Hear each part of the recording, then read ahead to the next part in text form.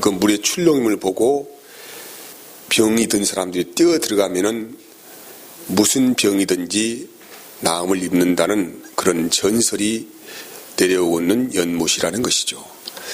전설이라고 하는 것은 사실은 확인되는 것이 없다는 것이죠. 그냥 그렇게 구전되어 내려오는 그런 이야기가 있다 정도로 우리가 이해하는 것이고, 그런데 그 전설적인 연못에 그럼에도 불구하고, 그냥 전설이에요, 전설. 그럼에도 불구하고 많은 병자들이 날마다 그 병을 짊어지고 와서 하염없이 연못을 바라보고 있습니다. 혹시라도 오늘은 천사가 내려와서 물을 움직이지 않을까, 그런 기대감 안에서 하염없이 병자들은 한 가지 소망을 가지고, 자기의 병 낫기를 소망을 가지고 물만 움직인다면 내가 어떻게 뛰어 들어가서 내 몸을 치료해야 되겠다라는 소망이 있었겠지요. 근데 사실 이 연못은 정말로 중병 환자들은 어떤 기적이 그 당시에 일어난다고 하더라도 뛰어 들어갈 수가 없습니다. 왜냐하면은 몸이 가벼운 정상에 있는 사람들, 좀 운동하다가 몸이 좀 삔 사람, 뼈가 좀 금이 간 사람, 이런 정도의 사람들은 아주 경증 환자들이기 때문에 물이 동하면은 가장 먼저 선착순으로 뛰어가지 않겠습니까? 그리고 아주 재치가 있는 사람, 약삭빠른 사람, 이런 사람들은 그 기적의 현장을 맛볼 수도 있는 소망은 있었겠지요. 오늘 본문에서 소개하고 있는 몇몇 환자들은 전혀 그런 소망이 없는 사람들이에요. 3절 보면은 그 안에 많은 병자, 맹인, 다리 저는 사람, 혈기 많은 사람. 맹인은 볼 수도 없지요. 물이 동하는지 안 동하는지 알 수도 없잖아요. 그리고 이 다리가 저는 사람은 다리를 절기 때문에 떼갈 수가 없어요. 그리고 여기 혈기 많은 사람은 정확하게 병명이 혈기 많은 사람인데 아마 몸에 피가 돌지 않은 사람이기 때문에 중풍병 반신불구자 정도로 생각하면 되겠습니다. 이런 사람들은 눈앞에 기적이 펼쳐지는 것을 보고도 어떻게 뛰어갈 수 있겠습니까? 수십 년을 기다려도 아마 이런 사람들에게는 마음은 운이지만은 그 기적을 맛볼 수 있는 일은 아마 없을 것입니다. 누군가가 아주 힘이 센 장사들이 와가지고 이 사람들을 업고 뛰어가지 않는 이상은 이들에게는 소망이 없는 것이죠. 그런데 대책이 없잖아요. 대책이 없어서 혹시라도 누군가가 자기를 짊어지고 업고 그런 자비로운 사람이 있다고 한다면은 참 좋겠는데 그런 사람이 없다는 거. 여기에 38년 된 병자가 있었어요. 38년 동안 혈기 마른 자로서 이 침상에 누워있는 환자지요. 정말 이 사람도 소망이 없죠. 하지만은 이 사람의 소망은 자기는 뛰어갈 수 없지만은 누군가가 자기를 좀 거기에 데려갔으면 좋겠다. 그런 자비로운 사람을 기다리고 있었지만은 전혀 그런 사람을 만날 수가 없었다. 오늘 또 이 병자는 하염없이 침상에 몸을 누이고 베데스다 연못에 물이 동하기를 기다리고 있습니다. 근데 그때에 예수님께서 찾아오셨어요. 병자에게 물어봅니다. 네가 낫고자 하느냐? 이걸 조금 다른 용어로 바꾸면 네가 구원받고자 하느냐 이 말이죠. 이 병자는 하소연합니다. 아무도 자기를 도와주지 않는다. 나는 그저 이렇게 허구한 날 이렇게 누워있을 뿐이다 라고 하소연하죠. 그때 예수님께서 내 자리를 들고 일어나 걸어가라 라고 말씀을 하십니다. 이 말씀이 떨어지기가 무섭게 이 병자는 벌떡 그 침상에서 그 자리를 들고 일어나서 걸어갔다는 거예요. 근데 하필이면 이날이 어떤 날이냐면은 안식일 날이 안식일 날. 사람들이 난리가 났어요. 병자가 일어나는 것이 난리가 나는 것이 아니고, 아니 안식일 날 네가 왜 지금 자리를 들고 일어나느냐. 안식일 날은 전혀 움직이지 않아야 되는데. 참 이해하기 어려운 말이죠. 오늘이 무슨 날이지? 아니 안식일 날이다. 안식일 날. 이 병자는 아니 나가 그런 것이 아니고 어떤 분이 와가지고 이런 말씀하시니 내가 벌떡 일어났다. 또 그 사람들이 또 그러면 그 사람이 누구냐? 누가 늘 이렇게 자리를 들고 걸어가라고 하였느냐? 오늘은 안식일 날인데.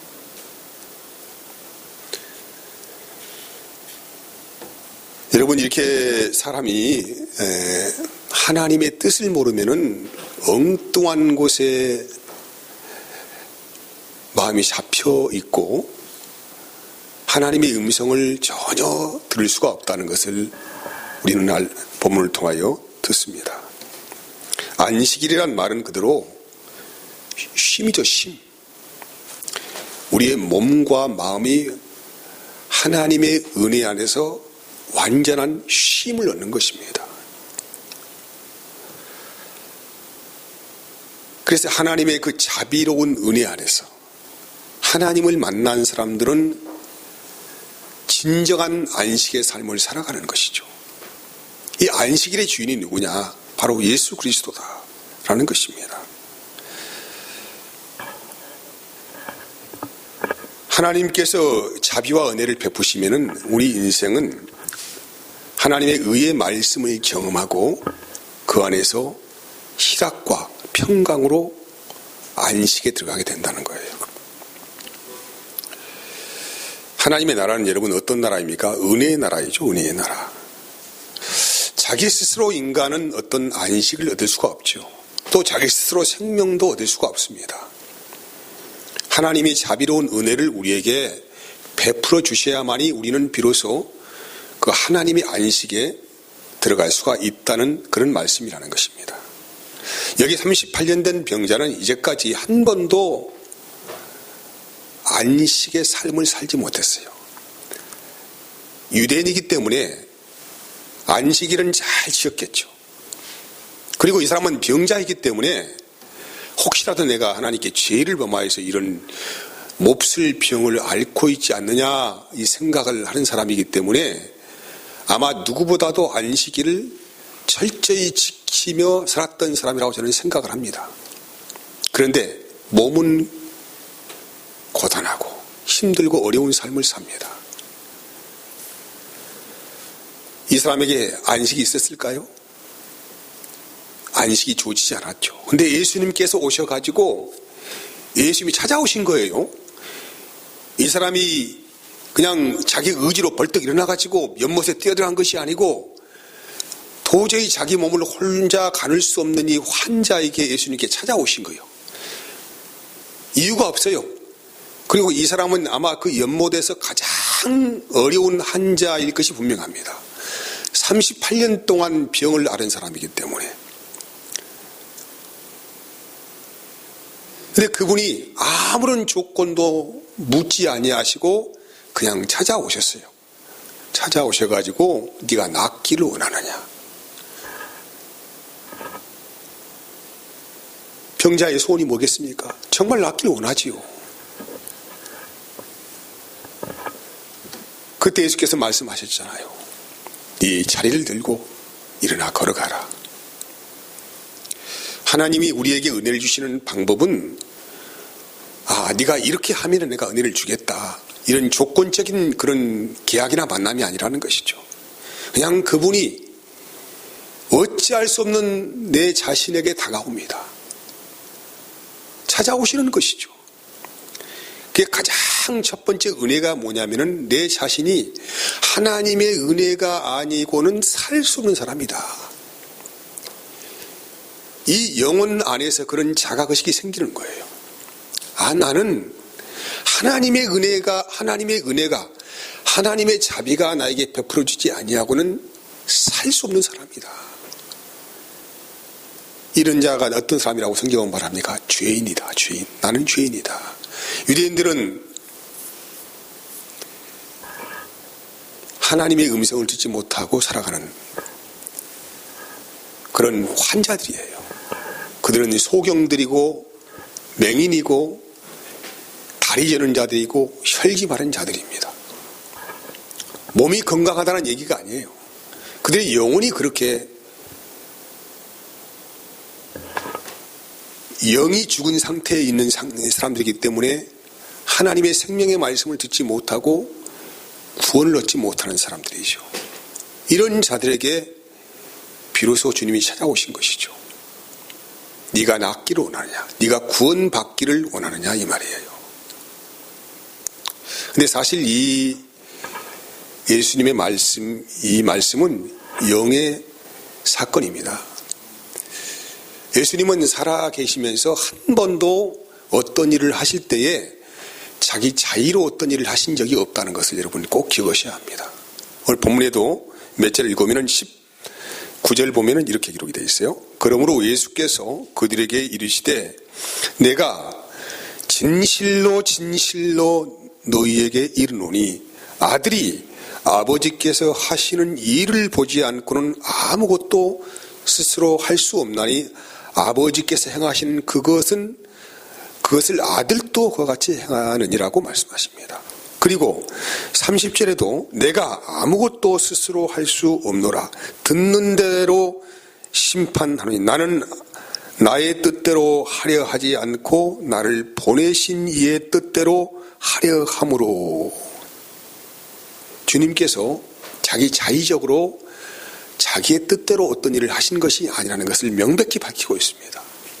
오늘 이 38년 된 병자를 일으킨 사건도 주님이 불쌍해가지고 그냥 찾아가서 불쌍하다, 좀 내가 살려줘, 이것이 아니고 하나님이 행하신 일을, 그 아버지의 음성을 듣고 주님은 그 찾아가시고 그 일을 했다는 거예요. 이게 이제 이 본문에서 말을 하고 있는 중요한 포인트입니다. 한 번도 예수님은 자기 마음의 생각이나 뜻으로 어떤 일을 하지 않으시고 아버지께서 말씀하실 때 또 아버지께서 행하신 일을 보실 때에 예수님은 그대로 그 말씀에 순종을 했다는 것을 우리는 본문을 통하여서 볼 수가 있습니다. 여러분, 성령이 우리 안에 오셨어요. 그러면 성령이 우리 안에 왜 오셨습니까? 성령이 우리 안에 오신 이유가 무엇입니까? 네 마음대로 살라고 오셨습니까? 아니죠. 성령이 우리 안에 오셔서 행하신 일은 두 가지 일입니다. 첫 번째는 네가 하나님의 자녀로 거듭났다는 보증을 하시기 위해서 우리 안에 오신 것이고, 또 한 가지는 이제는 너의 뜻대로 살지 말고 나의 음성을 듣고 살아라고 우리 안에 내주하시고 현재 계신 거 아니겠습니까? 이게 분명히 성경을 통하여서 말씀하시는 두 가지 확증적인 증거입니다. 성령이 내 안에 내주하신다는 건 내가 구원의 자녀가 됐다는 거예요.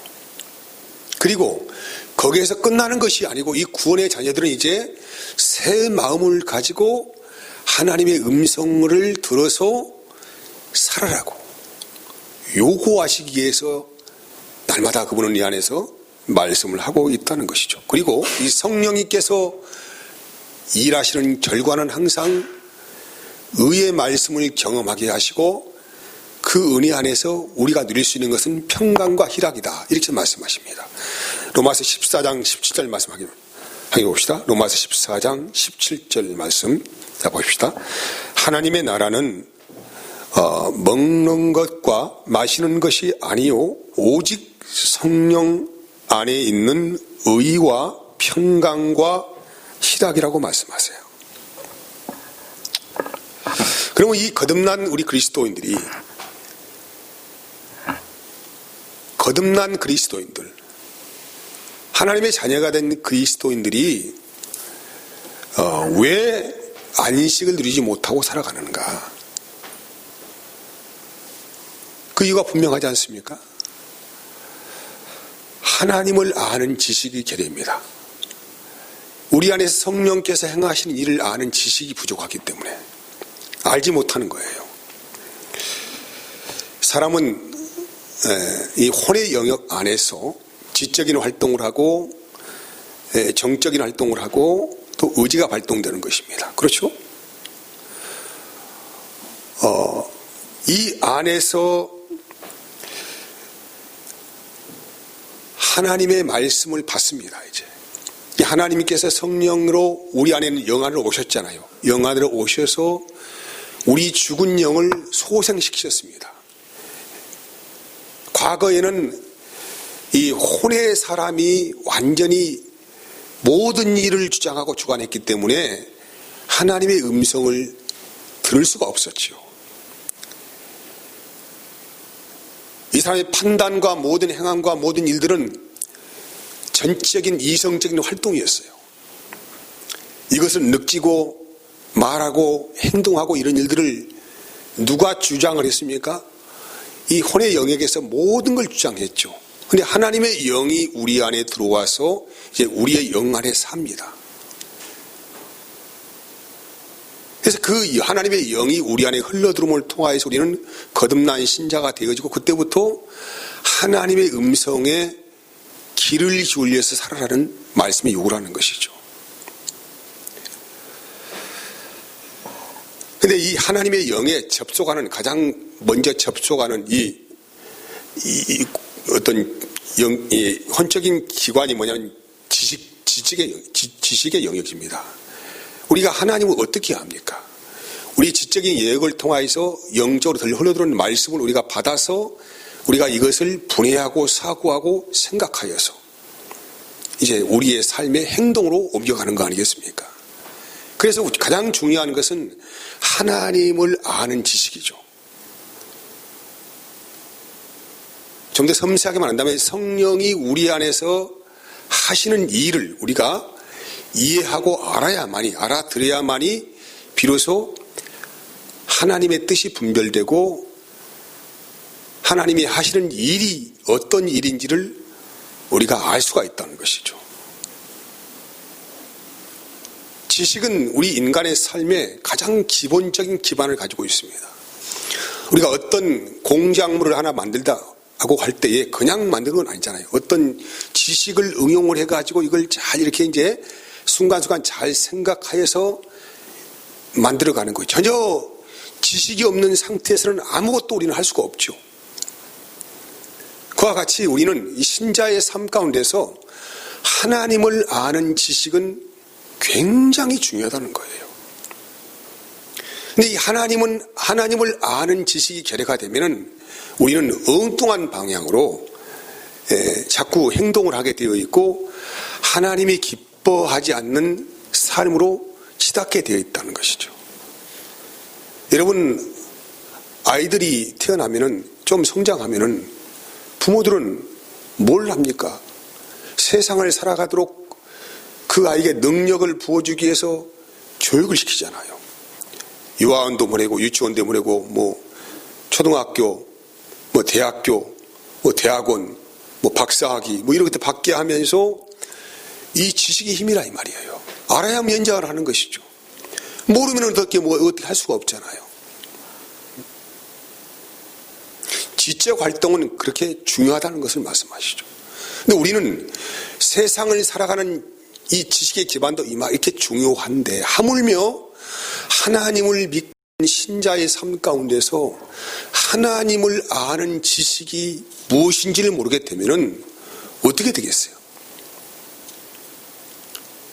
큰 문제에 부딪히게 됩니다. 여러분이 살다 보면은 법적인 소송에 휘말릴 때가 있습니다. 근데 법이 뭔지를 모르는 사람들은 방법이 없는 거예요.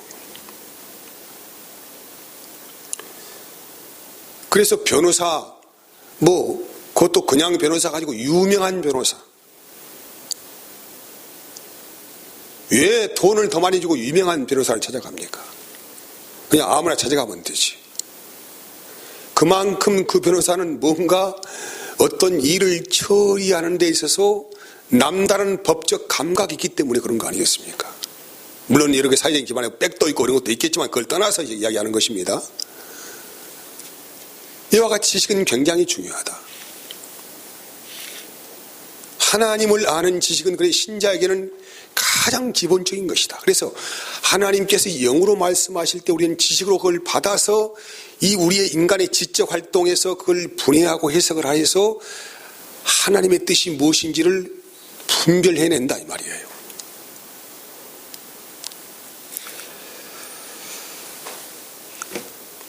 이스라엘 백성들이 광야에서 하나님의 인도를 받잖아요. 제일 앞에는 이제 불기둥과 구름기둥이 가고 그 뒤에 바로 따라가는 게 뭡니까? 제사장들이 법궤를 메고 따라간다는 거예요. 이게 가장 이스라엘 백성의 가장 선봉장에 조금 한참 뛰어져 가서 법궤가 그들을 인도를 하는 것이죠. 법궤는 무엇입니까? 법궤 안에 뭐가 들어있습니까? 하나님의 계명인 말씀이 들어있어요. 말씀이 그들의 인생의 생사 여타를 주관합니다. 그들이 말씀에 벗어나면 하나님은 심판하시는 거예요. 우리가 제 아무리 우리의 열심으로 뭐를 어떻게 한다고 하더라도 말씀의 한계 안에 벗어나면 하나님은 그 사람을 보호할 수 없어요. 여러 가지 방법을 통하여 징계하시고 뭐 이런 방법을 통하여서 다시 말씀 안으로 돌아오게 하시는 것이죠. 그러니까 성령이 인도하시는 가장 정확한 길은 첫 번째는 하나님의 말씀이라 이 말이죠. 말씀 안에 우리의 생명을 얻는 비밀이 있고 우리의 삶의 인생의 안식을 얻는 그런 모든 기반이 다 구비되어 있다는 것을 우리에게 말씀을 하는 거예요. 그럼 하나님의 말씀이 우리에게 어떻게 전달됩니까? 내가 성경 읽으면 이렇게 말씀 아는 것이죠. 천만의 말씀이죠. 여러분, 혼에도 어떤 감각이 있는 것처럼 그렇잖아요. 우리 혼에는 감각이 있잖아요. 감각이 있어요. 감각이 있는 것처럼 또 우리의 몸도 감각기관이 있잖아요.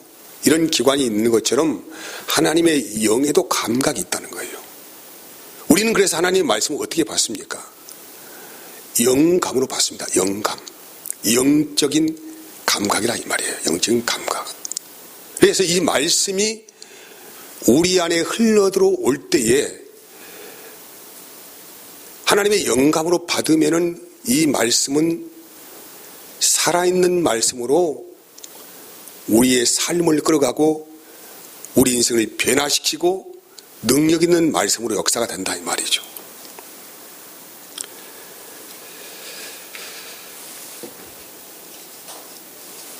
이것은 우리가 성경을 대할 때나 말씀을 들을 때나 하나님의 말씀에 어떻게 반응해야 하는가는 문제입니다.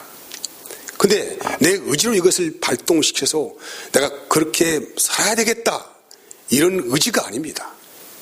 그냥 그의 말씀이 우리의 영 안에 흘러들어와서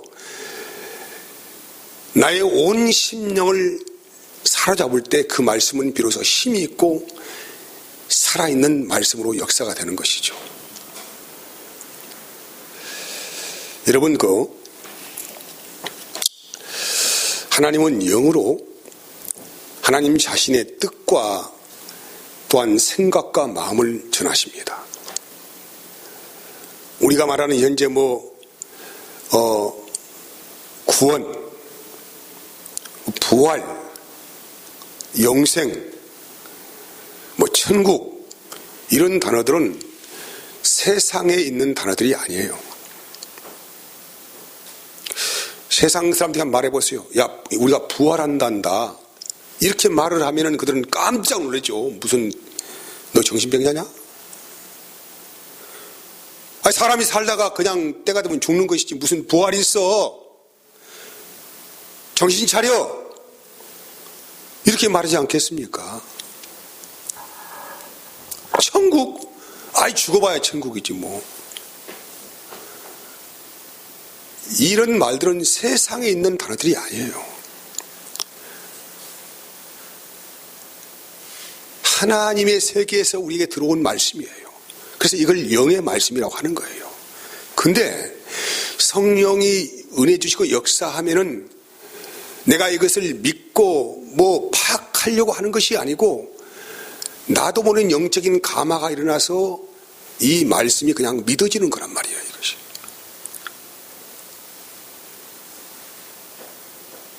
노력의 어떤 결과물이 아니에요. 내가 천국은 가보지 않았어요. 상상을 해봐도 천국이 어떤 곳인지를 어떻게 짐작할 수도 없어요. 그런데 우리의 영감은 그렇게 작동하지 않습니다. 우리의 영감은 천국을 내가 가봐서 천국이 있다는 것을 내가 믿고 있는 것이 아니고 나도 모르게 하나님이 은혜 주시는 방편을 통하여서 내 마음에 열매를 맺게 된다는 거예요. 이게 영의 말씀이죠. 연구해서 얻어지는 게 아니란 말이에요. 영적인 감동과 감화가 일어나서 부활과 영생과 천국과 구원과 이 모든 말씀들이 종합적으로 세팅되어져서 우리 안에서 역사되는 은혜 가운데서 나는 그에 대한 믿음을 가지고 있고 지금 아는 지식을 가지고 있습니다. 그런데 성경은 그래서 성경이라고 하는 것은 하나님의 계시의 말씀이죠. 계시. 하나님이 계시하신다. 하나님이 계시라는 것은 열어서 하나님께서 그것을 보여주시겠다 이 말이죠. 그래서 우리가 요한계시록 읽을 때에 요한계시록 그러잖아요. 요한계시록.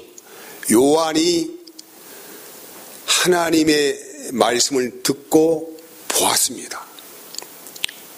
환상 중에 봤던지 생상에 들었던지 그건 정확하게 구별할 수는 없겠지만은 아무튼지 간에 요한은 영으로 하나님의 말씀을 보았어요. 들었어요. 그래서 그가 펜을 들고 하나님의 말씀을 기록하기 시작하였습니다. 지금까지 행하신 일과 앞으로 장차 일어날 일에 대해서 요한이 기록한 것이죠. 요한계시록만 계시록입니까? 아니죠. 성경 전체가 하나님의 계시죠. 그 당시에 성경을 기록한 저자들은 어떤 마음을 먹고 이 성경을 기록하였느냐? 그것은 하나님께서 열어주셨기 때문에, 보여주셨기 때문에, 들려주셨기 때문에 그들은 알 수가 있었다는 거예요. 근데 이 말씀이 우리에게 어떻게 들려지는가? 세상의 모든 일들은 여러분 마땅히 어떤 원인이 있어요. 내가 슬픈 감정이 있다 그러면 슬픈 일을 만났기 때문에 슬퍼지는 게 아니겠어요? 내게 기쁜 감정이 있다고 하는 것은 내가 기쁜 일을 만났기 때문에 이 원인이 있었기 때문에 나에게 기쁜 마음이 있는 거 아니겠습니까? 근데 성령이 은혜 주시는 영의 통로는 이런 원인과 이유가 없습니다. 그냥 내 심령 안에서 내 안에서 들려오는 말씀이에요. 내 안에서 전혀 그런 원인이 없어. 어떤 근거도 없어. 근데 우리 안에서 하나님께서 일방적으로 들려주시는 말씀이라는 말이죠. 이것은 내 내면 안에서 울려오는 하나님의 음성입니다. 여러분 성경에 보면은 요셉의 일생을 보면은 하나님께서 은혜를 주셨지요. 그는 영적인 꿈을 꾸었습니다. 그의 일생은 정말 파란만장했지요. 그리고 그가 어느 위치에 서서 뒤를 돌아보니까 하나님께서 주신 음성이었다는 것을 그가 확신했습니다. 아브라함을 보십시오. 처음에는 하나님의 음성이 정확한지를 모르겠지만은 하나님이 음성 듣고 그는 자기의 곳을 떠나왔지 않습니까? 근데 수많은 시행착오는 있었지요. 근데 돌아보니까는 분명히 하나님의 음성이 분명했다는 것을 그가 확신하게 되었습니다. 우리의 일상생활 가운데서 하나님께서 이렇게 말씀하시는 거예요. 하나님이 우리 안에 마음에 감동을 주시고 은혜를 주시는 것들은 분명한 의지가 있고 뜻이 있습니다. 그것은 우리를 거룩하게 살려고 하시는, 살기를 원하시는 그 하나님의 뜻입니다. 너희는 거룩한 하나님의 자녀가 되어야 한다는 하나님의 요구사항을 거기에 하나님께서 우리에게 요구하시기 때문에 네 마음대로 살지 말라고 하나님께서 우리 마음의 영역을 통하여서 우리 심령에 말씀하시는 것이죠. 이게 심령이라고 하는 것은 우리 마음의 영 안에서, 이게 마음의 중심 안에서 우리에게 말씀하신다 이 말 아닙니까? 심령이라는 말은 그렇잖아요. 근데 이것은 대부분 우리의 생각과 뜻과는 상반되는 경우가 많습니다. 우리는 내가 원하는 것이 있고 내가 추구하고자 하는 것이 너무나 많잖아요. 근데 하나님의 음성은 거의 우리가 원하고 추구하고자 하는 것과는 상반되는 경우가 아주 많아요. 그래서 우리는 그의 뜻에 순종하기가 매우 어렵습니다. 그리고 이것은 분명히 내 안에서 말씀하시는 성령님의 음성이 분명하다라고 그렇게 생각하면서도 우리는 거의 따라가지가 않습니다. 왜냐하면 뭔가 삶에 있어서 복잡하거든요. 내려놓아야 할 것이 많고 또 때로는 하나님의 요구하심이 너무 부담스럽고 이런 부분이 많이 있기 때문에 우리는 그냥 쉽게 던져버리고 우리가 좋아하는 것을 스스로가 추구하여 따라가는 경우가 많다는 거예요.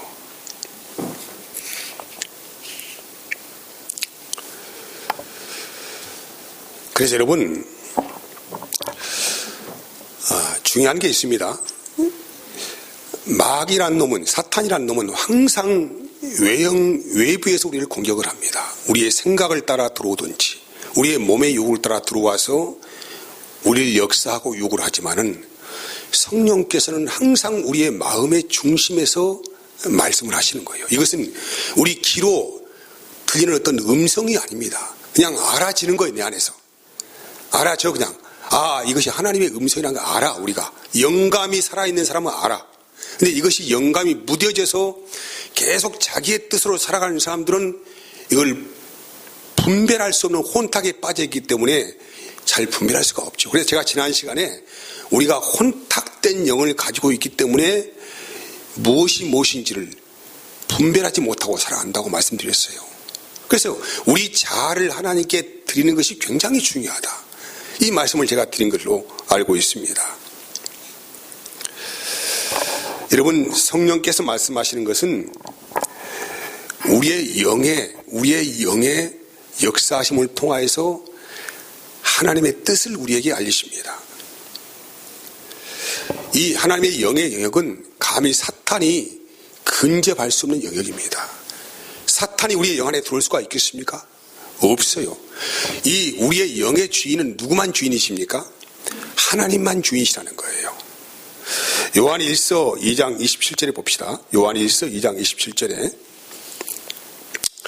너희는 주께 받은 바 기름 부음이 너희 안에 거하나니 아무도 너희를 가르칠 필요가 없고 오직 그의 기름 부음이 모든 것을 너희에게 가르치며 또 참되고 거짓이 없으니 너희를 가르치신 그대로 주 안에 거하라고 말씀하세요.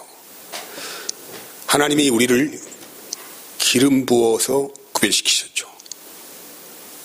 우리 안에 성령이 오신 사건을 말씀하고 있습니다. 그래서 그분이 우리 안에 오셔서 하시는 일이 뭐냐면은 우리를 가르치시는 것입니다. 참되고 거짓이 없는 것을 말씀하시는 거예요. 하나님의 영이 우리의 영을 통하여서 어떤 말씀을 하시면은 우리의 이성은 그때 깨어납니다. 깨어나서 우리는 이 이성으로 생각을 하고 또 이해하고 적용을 함으로 통하여서 하나님의 뜻을 이행하는 사람으로 살아간다는 것입니다.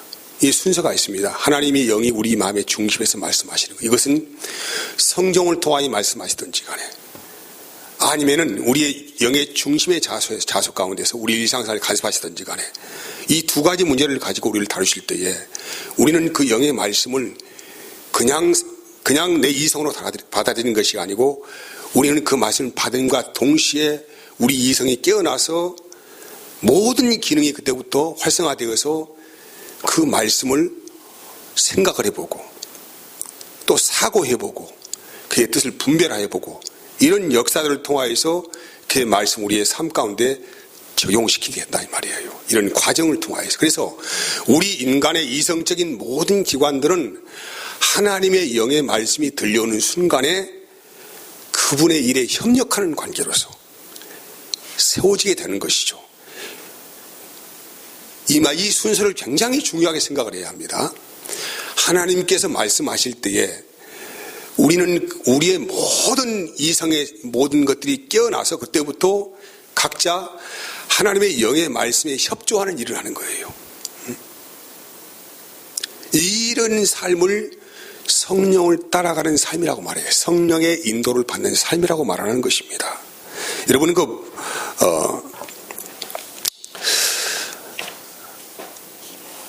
몇 주 전에 제가 윤청 선교사님 맞은가? 그분의 유튜브를 제가 이렇게 보내드린 적이 있어요. 우리 집사람이 보냈는데, 근데 그분이 처음에는 주님이 하신 일을 이해할 수 없었어요. 억울한 누명 쓰고 재판받고 감옥에 들어가잖아요. 근데 감옥에서 희한한 일이 벌어지지 않습니까? 전혀 자기 자신이 의도하지 않는 일이에요. 근데 아무튼 그 사람은 그래도 믿음의 사람이기 때문에 뭔가 여기에는 하나님의 뜻이 있다고 감지를 합니다. 감지를 하잖아요. 그래서 그 일에 더 순종을 하잖아요. 근데 그렇게 순종할 때까지만 해도 전혀 이 일이 무슨 일인지를 잘 모르고 있었어요. 한참 후에 이제 그 일이 더 결말이 가고 이제 확실히 어떤 윤곽이 드러날 때에 이것이 하나님이 행하신 일이었구나라는 것에 대해서 그때 이제 비로소 박수를 치면서 하나님의 뜻이 여기에 있었구나라는 것을 감지를 하는 것처럼 우리의 삶 가운데서도 성령이 말씀하실 때에 내 영이 감지하여서 무슨 일인지는 잘 모르는 상관관계 안에서도 내가 순종할 경우가 있습니다. 근데 그때는 뭔지를 잘 몰라요. 한참 후에 그 일에 순종하고 결과의 성적표를 딱 받아보니까 그때 비로소 내 안에서 감격을 하면 하나님이 이렇게 개입하시고 하신 일이었구나 라는 것을 비로소 우리가 알게 되려고 아주 경우가 많다는 거예요. 여러분, 그래서 우리가 영적으로 민감해야 될 이유가 뭐냐면은 우리는 그렇게 결론까지 가지 말고 하나님께서 성경 말씀을 통해 크게 우리 마음에 와닿게 하시든지 아니면은 우리 안에서 말씀하실 때에 우리 지각에 열려가지고 그 말씀을 받아서 행할 때에 우리는 깊이 사고하고 생각하면서 주의 뜻이 무엇인지 묻는 기도를 하는 것입니다. 우리의 생각의 기관은 그냥 있으라고 그냥 네 마음대로 살아라고 하는 것이 아니고 너희가 하나님의 말씀을 받았을 때에 생각하고 분석하고 해서 아버지의 선한 뜻이 무엇인지를 협조라는 거예요. 협조. 너의 생각을 취하고 너희의 말을 하라는 것이 아니고 너희의 모든 감각기관과 너희의 혼적인 모든 기능들은 성령께서 말씀하실 때에 너를 주장하지 말고 그 뜻에 순복하여 살아갈 수 있도록 모든 일에 조화롭게 협조하라고 우리에게 요구하시는 말씀이다 이 말이에요. 이제 이것이 뭐냐면 하나님의 뜻을 분별하여 살아가는 은혜라고 말씀하는 것입니다. 에스겔서 36장 25절에서 26절까지 말씀 보면은 맑은 물을 너희에게 뿌려서 너희로 정결하게 하고 건 너희 모든 더러운 것에서와 모든 우상 숭배에서 너희를 정결하게 할 것이며 또 새 영을 너희 속에 두고 새 마음을 너희에게 주되 너희 육신에서 굳은 마음을 제거하고 부드러움을 줄 것이니 또 내 영을 너희 속에 두어 너희를 너희로 내 율례를 행하게 하리니 너희가 내 규례를 지켜 행할지라고 말씀하시는 것입니다. 성령께서 우리 안에서 하시는 일을 새 언약의 완성이라고 합니다. 다시 반복합니다. 복음이라고 하는 것은 나를 위해서 십자가에 죽으시고 부활하신 그분이 우리 안에 영으로 오시는 사건을 복음이라고 이야기하는 거예요. 이제 우리는 그분의 은혜 안에서 구속을 받았습니다. 구속을 받는 것에 끝나는 것이 아니고 이제 그분께서 성령으로 우리의 삶을 끌어가기를 원하신다는 거예요. 과거는 우리가 그렇게 살았어요. 근데 이제는 그런 삶을 살지 말라는 것이죠. 이제 내가 너를 주장하고 끌어가겠다고 이렇게 말씀하시는 거 아니겠습니까? 만약에 여전히 거듭난 신자가 하나님의 영에 끌림 받지 아니하고 자기의 생각을 중심으로 살게 되어지면 어떻게 됩니까? 오늘 말씀대로 우상숭배라는 거예요. 우상숭배. 맑은 물을 너에게 뿌려서 너희로 정결하게 하되 곧 너희 모든 더러운 곳에서와 모든 우상숭배에서 너희를 정결하게 하시려고. 여러분, 우리가 예수님을 믿고 거듭났다면은 거기서만 끝난다고 한다면은 우상숭배에서 벗어날 수가 있겠습니까? 우리의 삶 자체가 우상숭배인데, 나의 생각을 따라가고 나의 마음을 따라가는 것이 우상숭배인데, 거기서 끝날 것이라고 한다면 우리 안에 성령이 내주할 이유가 없는 거 아니겠습니까? 그냥 네가 예수 믿고 구원 받는다 해서 끝난다고 한다면 뭘고 그분이 우리 안에 오시겠습니까? 그냥 믿고 끝나라는 것이지. 근데 거기에서 우리가 머무르는 것이 아니고 우리에게 새 마음을 주기를 원하신다 이 말이죠. 너희는 이제 우상 숭배에서 벗어나서 하나님의 영의 사람으로서 살라고 우리에게 요구하시는 성령님의 간절하신 음성이 있다는 거예요. 근데 우리가 여전히 우리의 생각에 지배를 받고 살아가게 되어지면은 우리는 이 우상 숭배에서 지금도 벗어나지 못하는 삶을 살아가니까 나도 모르게 하나님과 원수 되어져가는 삶으로 점점 그의 간격이 멀어지게 된다는 것이죠.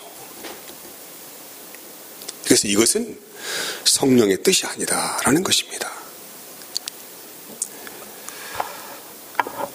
여러분, 우리는 영으로만, 중요합니다. 영으로만 하나님을 아는 지식을 갖습니다. 다른 통로를 통해서 내가 연구하고 어떻게 해서 이렇게 지식을 갖는 것이 아니고 영으로만 하나님을 아는 지식을 갖는 거예요. 그래서 오늘 말씀을 여러분 유튜브를 통해서 계속 좀 한번 들어보십시오. 들어보시면은 그 말씀에 감이 잡힙니다. 무엇을 지금 요구하고 있구나라는 걸 알 수가 있어요.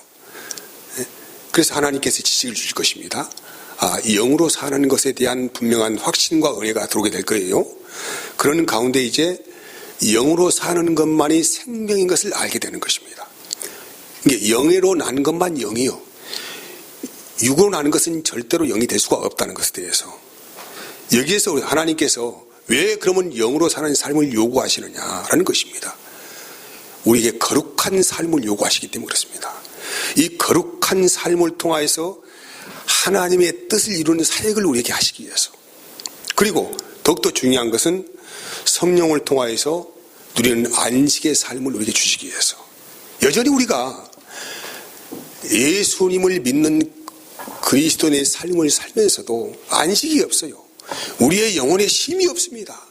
늘상 불안하고 초조하고 뭔가에 쫓기고 마음에 부담스럽고 이런 모든 것들은 현재 내가 성령으로 살지 않고 있기 때문에 그러는 결과를 현재 우리가 그 열매를 따먹고 살고 있다는 거예요. 성령이 주신 것은 그런 것이 아닙니다. 평안과 희락이에요. 안식입니다. 그런 은혜가 나를 끌어가는 거예요. 어떤 일을 우리가 세상에 당한다 할지라도 하나님이 주신 은혜라고 하는 것은 거기에서 요동하지 않습니다. 이것을 분별해야 합니다. 뭘 분별해야 하느냐? 갑자기 우리의 생각 속에서 어떤 게 떠오르는 것은 영이 주신 마음이 아닙니다. 또 갑자기 마음이 뜨거워진다. 이것도 역시 우리는 주의해야 합니다. 내 자신의 뜻이나 또 욕망이나 생각이나 느낌이나 감정 등등이나 이런 것들을 통하여서 내 마음이 뜨거워질 수도 있고 뭐 이럴 수가 있고 어떤 즐거움도 있을 수가 있는데 이것은 성령의 음성이 아니라는 거예요.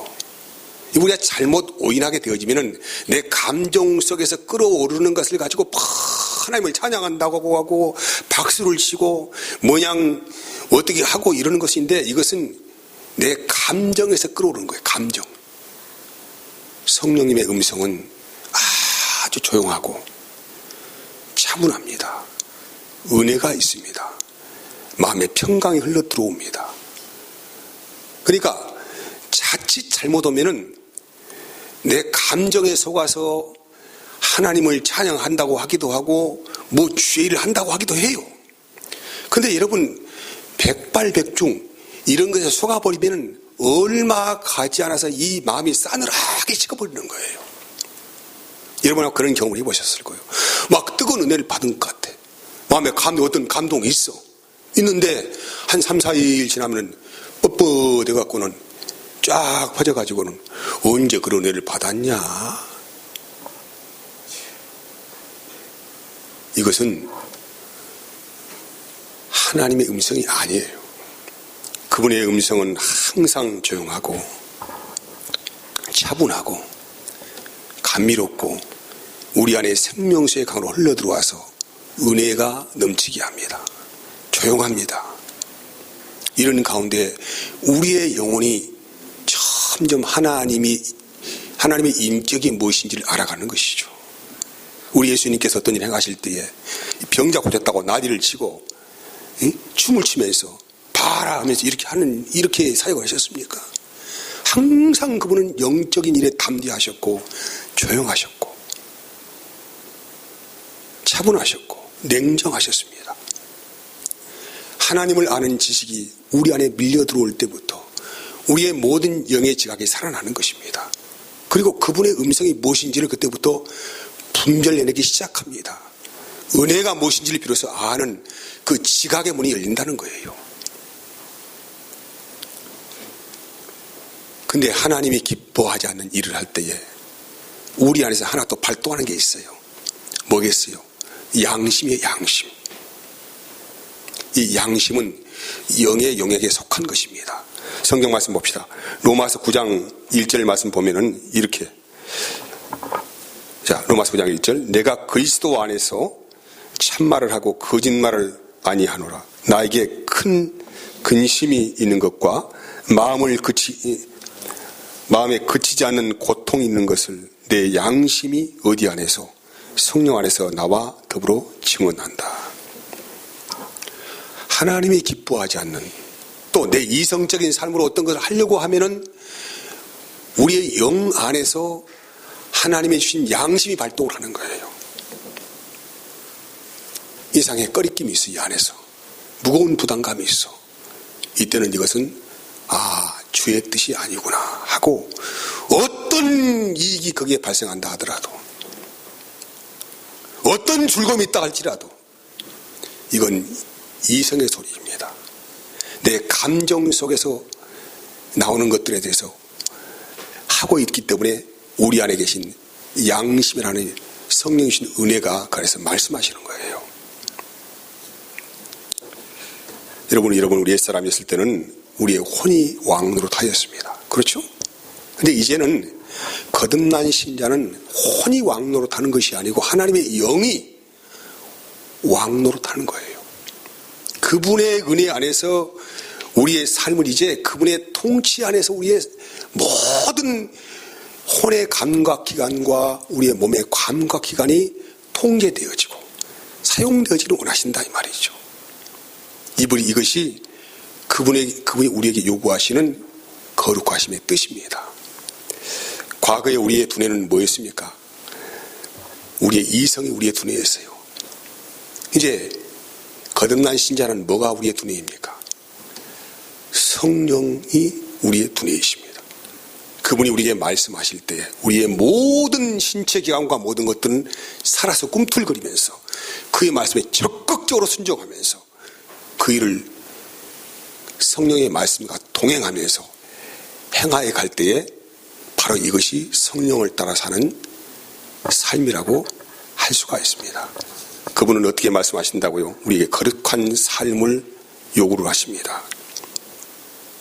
그분은 그리고 아주 조용하고 아주 분명하고 아주 우리 심령 안에 깊은 곳에서 말씀을 하십니다.